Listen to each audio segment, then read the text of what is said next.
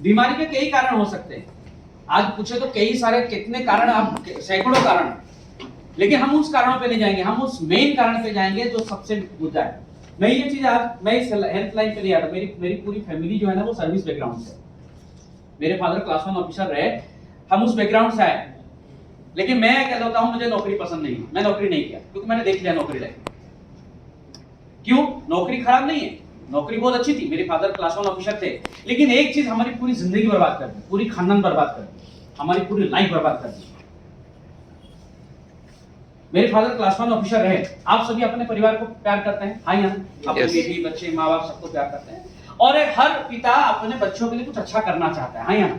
ईमानदारी से, मेहनत से। हमारे फादर भी ऐसे हमारे बारे में सोचते थे कि इनको पढ़ाऊंगा लिखाऊंगा, अच्छा इंसान करूंगा, इनके लिए अच्छा रहना घर सब कुछ करूंगा। वो सब कुछ किया उन्होंने, ईमानदारी से मेहनत की, घूस नहीं ली, पैसा इकट्ठा किया अपनी पूरी जिंदगी का, और एक दिन प्लानिंग हुआ, एक छोटा सा जमीन खरीदा और घर बनाने की प्लानिंग। इंजीनियर को बुलाया गया, नक्शा जो भी करना था, कैसे घर बनाना है, कितना रूम बनाना है, वो सारी चीजें होगी। अब बात है कि हमें जब भूमि पूजन करना होता है घर बनाने से पहले, तो भूमि पूजन हो गया। भूमि पूजन होने के बाद जिस दिन भूमि पूजन हुआ उस दिन रात को मेरे फादर का तबियत खराब। उस दिन तो जब तबियत खराब हुआ तो हम हॉस्पिटल डॉक्टर लेके गए। डॉक्टर ने जब दिखाई तो डॉक्टर ने कहा कि आपके फादर का ना डायबिटीज बहुत बढ़ा हुआ है। क्या बढ़ा हुआ है? डायबिटीज। और डायबिटीज इतना बढ़ा हुआ है कि इनको इंसुलिन लेना पड़ेगा। और तब हम क्या ना, हमें उतना आइडिया नहीं था कि डायबिटीज कुछ होता है, क्या है बीमारियां, कुछ आइडिया नहीं था, हम उतना जानकार नहीं थे डायबिटीज। तो हमें लगा कि कोई नहीं होगी कोई चीज ऐसी, और इंजेक्शन ले लेंगे और बीमारी ठीक हो जाएगी। नहीं आ रहा, हमें ऐसा लगा। हमने बोला ठीक है, घर तो कभी बना सकते हैं, पैसा तो अपने अकाउंट में है, घर बना लेंगे, पहले फादर ठीक होना है। अब ये जो सिलसिला शुरू हुआ, ये 2 साल तक चला। इंसुलिन लिया, इंसुलिन लेने के बाद कंडीशन ऐसी आई, मेरी फादर की दोनों आंखों की रोशनी चली गई। अब आंखों की रोशनी चली गई तो हम क्या किए, इंडिया का सबसे बेस्ट हॉस्पिटल शंकर नेत्रालय लेके गए। अब शंकर नेत्रालय गए, 3 बार ऑपरेशन हुआ। कितना बार हुआ? 3 बार ऑपरेशन हुआ, और ऑपरेशन में डॉक्टर ने कहा कि ऑपरेशन सक्सेसफुल। काम नहीं कर रहा। पैसा लिया उन्होंने, लगभग 11 लाख रुपया लगभग खर्चा होगा, तभी की बात कर रहा हूं मैं, आपको बता रहा हूं 2002 की बात कर रहा हूं। तो हम क्या समझेंगे, ऑपरेशन सक्सेसफुल मतलब सक्सेसफुल। ऑपरेशन सक्सेसफुल हुआ, 11 लाख डॉक्टर ने लिया, लेकिन आंखों की रोशनी वापस नहीं आई। अब मुझे आज तक समझ में नहीं आया कि ऑपरेशन सक्सेसफुल किस चीज का। वो डॉक्टर जो 1-2 घंटा 4 घंटा जो ऑपरेशन किया उसके लिए, या उसने जो पढ़ाई करके आके अपनी जो दिखाई कारनामा उसके लिए, किस चीज का सक्सेसफुल आज तक नहीं सुना है। अब उसके बाद मेरे फादर का दोनों किडनी भी, लंग्स में पानी जम गया। ऐसा कंडीशन हुआ जो 2 साल रहा। वो 2 साल अब मैं आपको बताते हुए मैं नहीं चाहता भगवान किसी के घर में ऐसी तकलीफ आए। आप बिलीव नहीं करेंगे, हमारे घर में ऐसी कंडीशन नहीं, तो फादर की नौकरी चली गई, वो जॉब में नहीं जा पाते थे। उनकी दवाई का खर्चा देने के लिए हमें अपना खाना बंद करना, हम सिर्फ एक टाइम खाना खाते थे ताकि उनको दवाई दे सके। ऐसा कंडीशन हुआ। 2003 में मेरी फादर की डेथ हो गई, और जब डेथ हुई मेरी फादर की, तब हमारे पास घर नहीं था, हमारे पास गाड़ी नहीं थी, हमारे पास कोई बैंक बैलेंस नहीं था। यहाँ तक कि जो इंश्योरेंस उन्होंने किया था, इंश्योरेंस भी तोड़ के उनके इलाज के पीछे सारा खर्चा चला गया, सब कुछ। उनका क्रियाक्रम करने के लिए हमारे पास पैसा नहीं था। ये कंडीशन। मैं साइंस स्टूडेंट था, मेरी बहन साइंस स्टूडेंट थी। मैंने अपनी कोचिंग बंद कर दिया। मेरे भाई ने पढ़ाई बंद कर दिया, सिर्फ बहन को पढ़ा रहे थे। हम लोग एक टाइम वो भी क्या खाते थे, चावल नहीं, मूढ़ी खा के रहते थे। मूढ़ी सिर्फ इसलिए क्योंकि मुझे आज भी याद है, मेरी फादर का रोज सुबह 110 रुपए का इंजेक्शन, 250 से 280 रुपए की वो क्या बोलते हैं गोली, और साथ में उनके लिए जो दूध वगैरह जो आता है तो वो अलग। ऐसे ऐसे रोज 450 से 500 रुपए की हम लोग खाना देना पड़ता था। तो ये कंडीशन है। तो मैं ये चीजें कहने के पीछे रीजन था। उसके बाद मेरे फादर का डेथ हुआ तो मैं रोया नहीं। मेरे माइंड में एक सवाल आया, जो सवाल मैं चाहता हूं कि आप लोग अपने आप से पूछो एक बार, क्योंकि हम फाइनली हमें जब कभी कोई परेशानी आती है, फिजिकली कोई जब इशू होता है, तो हम किसके पास जाते हैं? डॉक्टर के पास। ऊपर वाले के पास। दूसरा ऊपर वाला कौन है? भगवान। हम किसको मानते हैं? गॉड। किसको मानते हैं? Living God. किसको मानते हैं? डॉक्टर। अब डॉक्टर जो बोलता है, जो लिख के देता है, जो कहता हम वो करते हैं, क्योंकि हम उन पर ट्रस्ट करते हैं। बिलीव नहीं करते, ट्रस्ट करते हैं, हाँ या ना? हम उसमें बार्गेनिंग तो नहीं करते ना, आलू प्याज खरीदने जाते तो बोलते भाई 2 रुपया कम कर दे, हम तो नहीं बोलते ना भाई कि ऑपरेशन 10,000 का जगह पे 8,000 वाला ऑपरेशन कर दे, 2,000 बाद में ले लेना, ऐसा तो नहीं कर सकते। हम जो चाहे सोना गहना जमीन जायदाद बेच के भी लोग जाते हैं। तो मेरे मन में ये सवाल आ रहा था कि हम डॉक्टर जहां जहां बोले लेके गए जाने के लिए, हमने वहां लेके गए, स्पेशलिस्ट को दिखाया, गोल्ड मेडलिस्ट को दिखाया, अमेरिका से लंदन से पढ़ के आया हुआ डॉक्टर ने मेरे फादर का ऑपरेशन किया, फिर भी बीमारी क्यों नहीं ठीक हुई। ये एक सवाल मेरे जहन में तब से मेरे दिमाग में कि ऐसा क्या है। ये बात सोचिए एक बार। आज आप देखिए, आप जिस डॉक्टर के पास जाते हैं, मैं सारे डॉक्टरों का रेस्पेक्ट करता हूं, सबको सम्मान करता हूं। आज जिसके पास आप डायबिटीज का इलाज करने जाते हैं वो डॉक्टर खुद डायबिटीज के पेशेंट है। अब एक सवाल आपने आपसे पूछिए, क्या मेडिकल की पढ़ाई करने से पहले उसको डायबिटीज था डॉक्टर को? अगर था तो पढ़ाई करने के बाद ठीक हो जाना चाहिए था। अगर मेडिकल पढ़ाई करने के बाद हुआ तो उन्होंने क्या पढ़ाई किया? बहुत डेंजर क्वेश्चन है सर। मैं ये चीज समझिए, क्योंकि ये चीजें मेरे जहन में थी। ये चीजें मैं आपको बता रहा हूं कि इसको हम सोचते नहीं है। अगर मुझे पूछो कि सर बीमारी क्यों है ना, उसके पीछे सबसे जो बड़ा कारण क्या है कि हम डॉक्टर के भरोसे जिंदा हैं, इसलिए बीमार हैं, और कुछ नहीं। अगर मुझे पूछोगे, मेरी जो तजुर्बा रहा, मेरी जो एक्सपीरियंस रही मेरे फादर के साथ, मेरे फैमिली के साथ जो घटना घट गई, उस एक्सपीरियंस के आधार पर अगर मुझे पूछो कि सर इस संसार में अगर कहें तो आपको कोई ठीक कर सकता है आपकी बीमारी को, तो मैं कहूंगा कि आपको कोई ठीक नहीं कर सकता। कोई भी डॉक्टर इस धरती में पैदा नहीं हुआ है जो आपको ठीक कर सकता है, कोई भी नहीं। अगर कोई ठीक कर सकता है वो आप खुद को ठीक कर सकते हैं। यस। डॉक्टर एक सलाहकार हो सकता है, एडवाइस दे सकता है, ये करना है वो करना है, यहां कर सकते हो या कर सकते हो, लेकिन बीमारी नहीं ठीक कर सकते। ये एक चीज आप अपने जहन में डाल दीजिए, ये बहुत इंपॉर्टेंट है, इसको समझना, इसको जानना, राइट। सबसे इंपॉर्टेंट चीज अगर मैं कहूं बीमारी क्या है, अगर आप मुझे पूछें बीमारी क्या है, क्या है बीमारी? जनरली बीमारी को हम लोग अगर सिंपल एक लेमैन लैंग्वेज में बात करें, कोई मेडिकल टर्म में बात नहीं करते हैं, लेमैन लैंग्वेज में बात करें तो क्या अर्थ नहीं।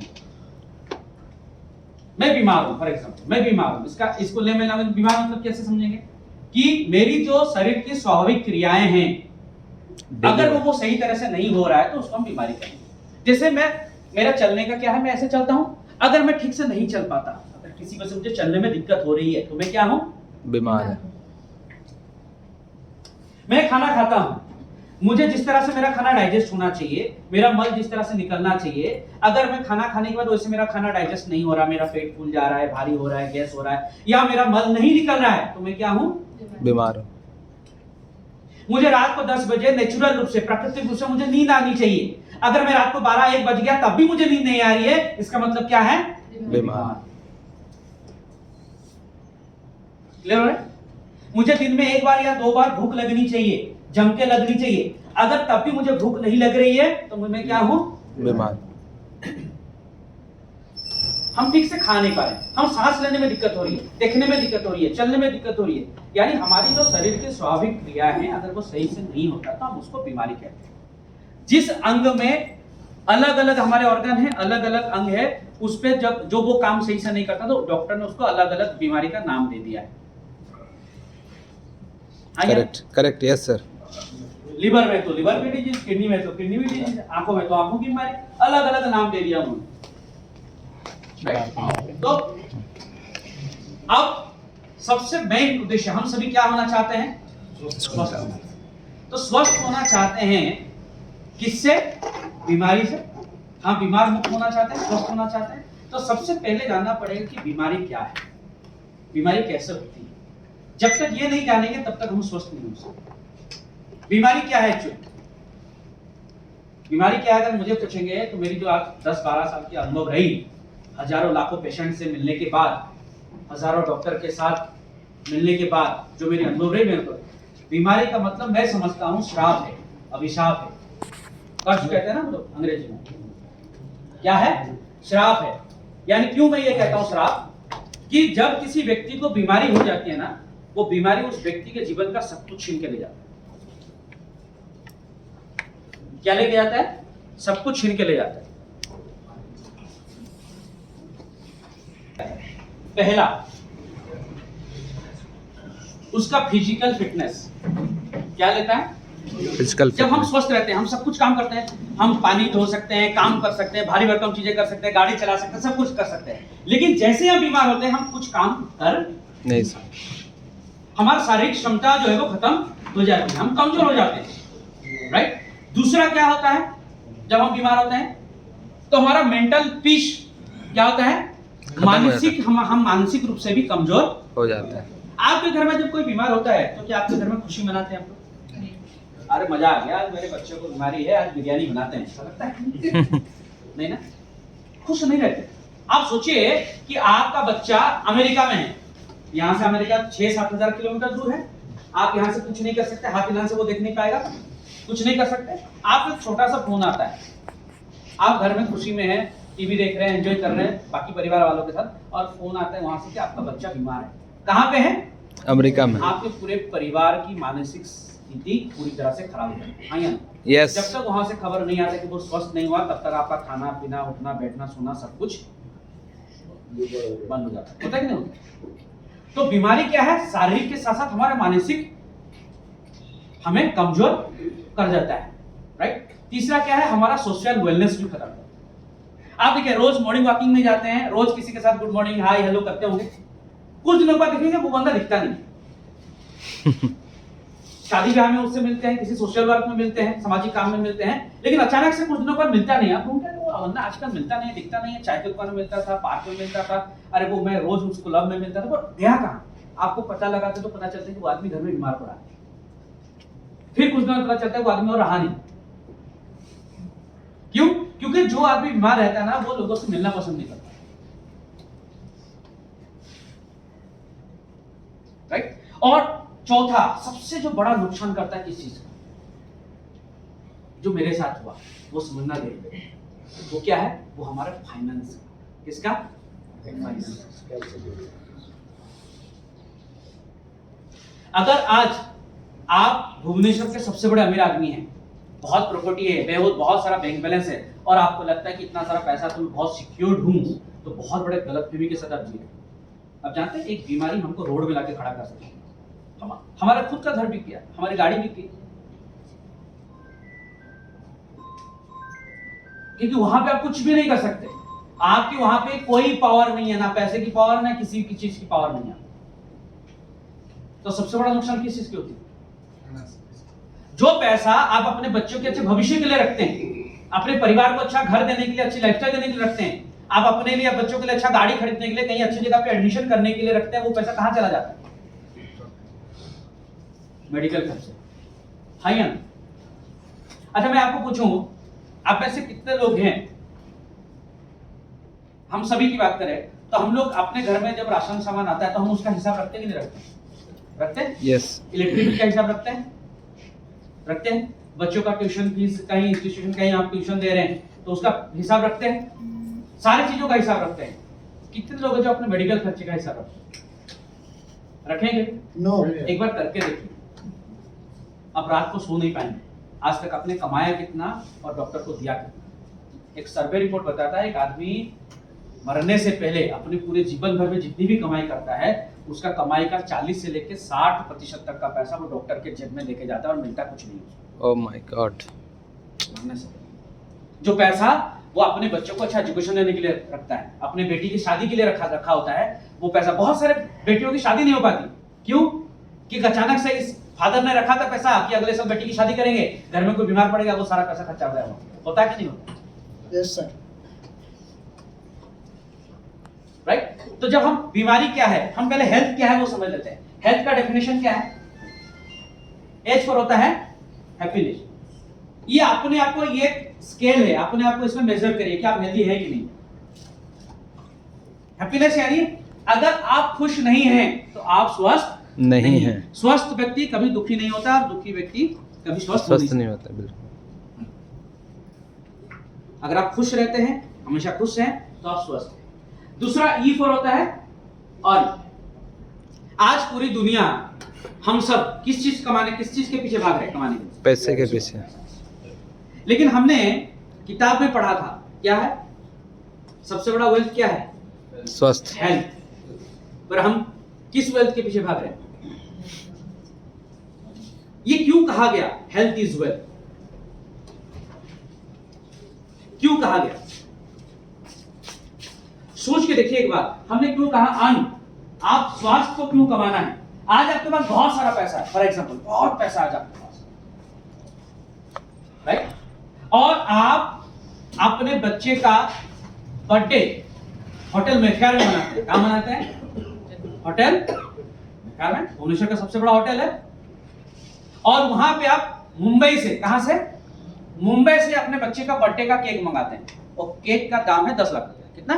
10 लाख। और भुवनेश्वर के सबसे बड़े बड़े प्रतिष्ठित व्यक्ति सबको बुलाते हैं वहां पे, सारे नामी व्यक्ति, सारे बड़े बड़े अमीर व्यक्तियों को आप बुलाते हैं अपने बच्चे के बर्थडे पे, केक काटते हैं, बड़ा फंक्शन होता है, और आप बर्थडे पे 50 लाख रुपया पार्टी शार्टी करके 50 लाख रुपया खर्चा करते हैं। घर में करते तो खर्चा होगा, खर्चा करते हैं, लेकिन आप अपने बच्चे का बर्थडे का केक खा नहीं सकते। क्यों? डायबिटीज। तो आप इतना सारा पैसा कमाने का क्या मतलब है? कुछ मतलब है? नो। आप सोच के देखिए, आप बहुत पैसा कमाए, आपने भुवनेश्वर के सेंटर में एक बहुत बड़ा आलीशान बंगला बनाया, ठीक है, और ऊपर फर्स्ट फ्लोर में, सेकंड फ्लोर में अपने लिए पर्सनल, राइट, एक रूम बनाया, जिस रूम के अंदर आपने लगभग 50 लाख रुपया खर्चा किया। एक बेड खरीदा, मैं दिखा रहा था